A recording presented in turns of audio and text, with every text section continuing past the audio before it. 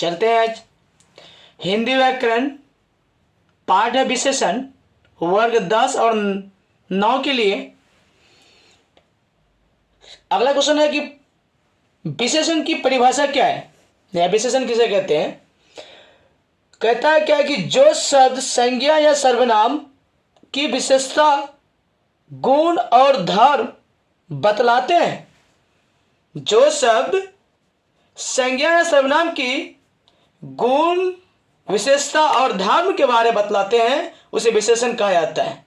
इसे अगला question star में लिया है। 4 क्वेश्चन है। जो शब्द संज्ञा या सर्वनाम की विशेषता बताते हैं उसे विशेषण कहते हैं।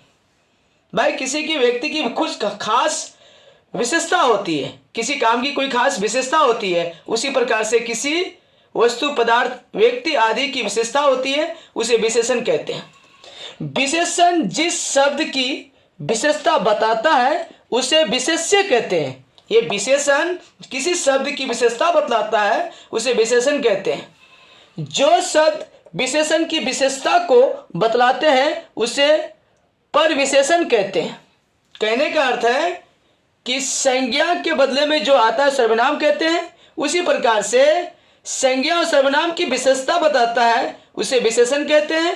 अब इसमें विशेषण की विशेषता बतलाने वाला, विशेषण की विशेषता बतलाने वाले को विशेष्य कहते हैं। अगला क्वेश्चन है उसमें है कि जो इन दोनों की विशेषताओं के बारे में बतलाता है वह पर क्या कहती है,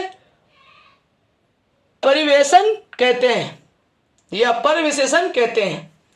विशेषण की 4 भेद हैं। विशेषण की कितने भेद हैं? 4 भेद हैं। कि कौन कौन है? गुणवाचक विशेषण, परिणामवाचक विशेषण, संख्यावाचक विशेषण और सर्वनामी विशेषण। तो लेते हैं क्वेश्चन कि गुणवाचक विशेषण की परिभाषा क्या है कि जिस शब्द से संज्ञा के गुण, अवस्था और धर्म का बोध होता है उसे क्या कहते हैं? गुणवाचक विशेषण कहते हैं। किसी पदार्थ की कोई खास गुण होती है, जैसे सोना की गुण है, चांदी की गुण है, एक पढ़ने लिखने वाले व्यक्ति के भी अंदर में जो गुण छिपा होता है, ऐसे कुछ एक आस्था होती है।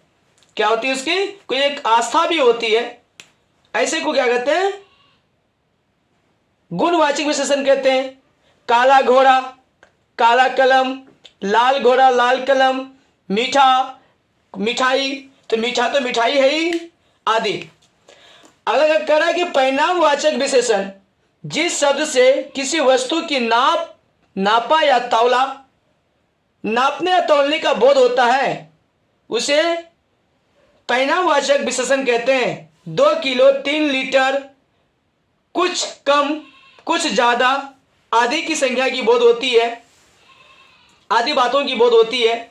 अगला क्वेश्चन है कि संख्यावाचक विशेषण पहले बोल दिया भाई, जिससे किसी की संख्या की गिनती या संख्या की बात होती है। जिस शब्द से संख्या या सर्वनाम शब्दों से संख्या का बोध होता है संख्यावाचक विशेषण कहते हैं।